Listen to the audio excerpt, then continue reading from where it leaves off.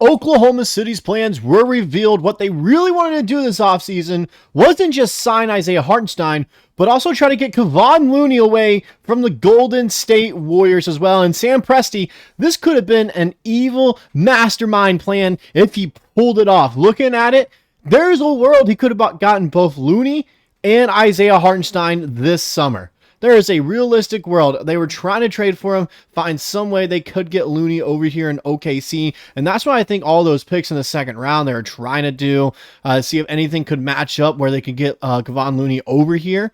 Unfortunately, nothing could work out. And it was also one of those things where it's like, if they don't get Hartenstein, maybe this is our backup plan here. All right, we couldn't get Hartenstein. Let's trade for Kevon Looney real quick.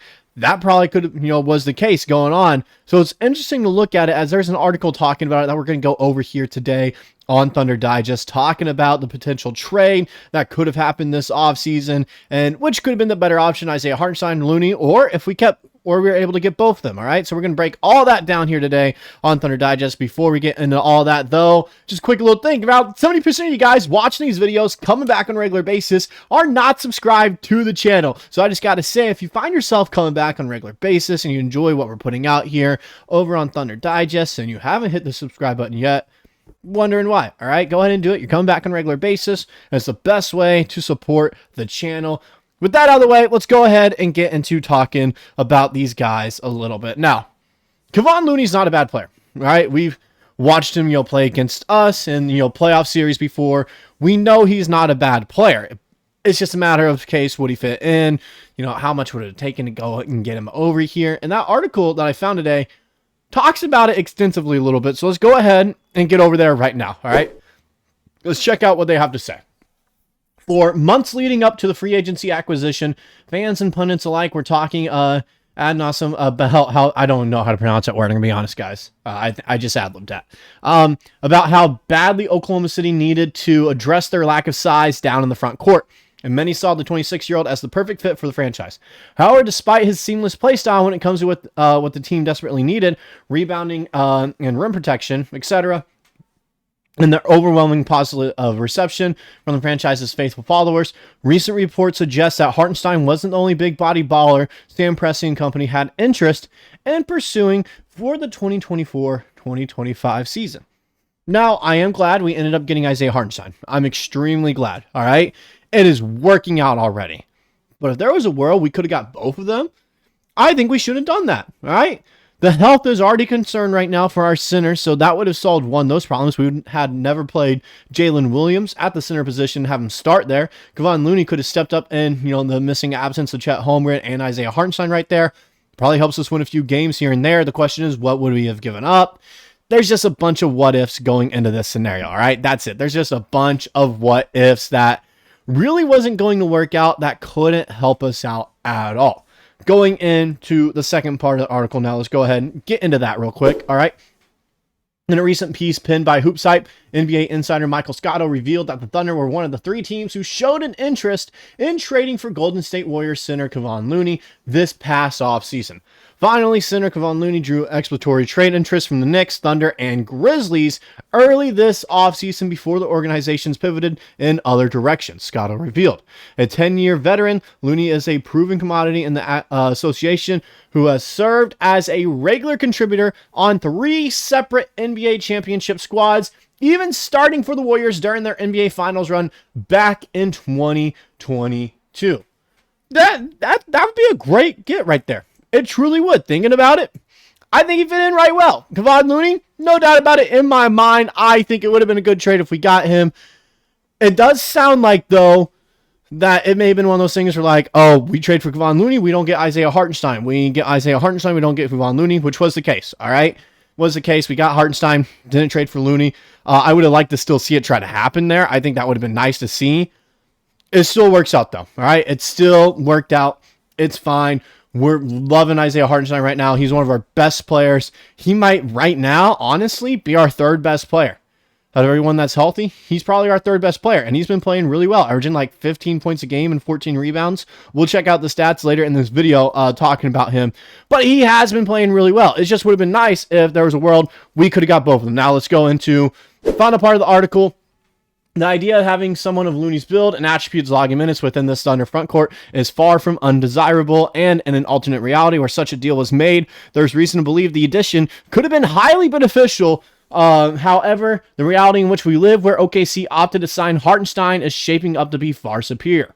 While it's not specified whether this trade inquiry for Looney would have been a different path to or a complementary deal with the iHeart acquisition, if the choice were to be between having one or the other, it should go without saying that Hartenstein should unanimously be the club's decision, and he ended up being it, and it was a great choice, all right? Sam Presti really outdid himself in this trade right here. He really did. All right. Sam Presti, hats off to him. He did a great job. And I talked with him the other day. It was a week ago now. All right. I'm recording this on a Tuesday. It was last Tuesday before Thanksgiving. He was on my college's campus. I was talking to him. I complimented on the team. I was like, hey, I'm ready for the parade in OKC this summer. And he said to me with confidence that this is the best team he thinks he can ever put together. All right. And so that Hartenstein piece is one of the key reasons he believes that. No doubt about it in my mind. All right. He has been a key contributor for this team so far this season. He's been absolutely great. He has been the difference maker down this stretch without any centers. Once we got him back, we saw an instant increase in production and how good this team actually is. We're 4-1 with Hartenstein playing. He's been absolutely crazy. All right. 4-1, 5-1, something like that. I don't know the exact numbers. But speaking of crazy, let's just look at his stats real quick, all right? Let's look at his stats. He is averaging 15.2 points per game and 13.8 rebounds. That is absolutely crazy. He's only played in, what, 6 games? Like, I get that. He hasn't had a large sample size yet. But still, those are insane stats to be putting up in general, no matter what. Putting up the same amount, almost the same amount of rebounds as points? Absolutely crazy. He's been helping us out a ton. Now, of course, once we get centers back, like Jay Will and Chet Holmgren, or if we trade for someone, those numbers will go down, the rebounds and points. But still, everyone was saying it was an overpay. We got him. Look at those stats right here. And he's doing a lot of other things well when you look at it. Pretty much 4 assists per game right there. 1.5 blocks. Nice numbers right there. Really helping out the team defensively and passing-wise. People really forget that he is one of the best passing centers in the league. He can rival Jokic with his touch at the rim and passing. I'm not saying he's just as good. I'm just saying he's the only rival to him. He's probably the second best passing center in the league and probably has the second best touch right behind Nikola Jokic. Now, Nikola Jokic's league's above everyone else, but I'm just saying he ranks second there.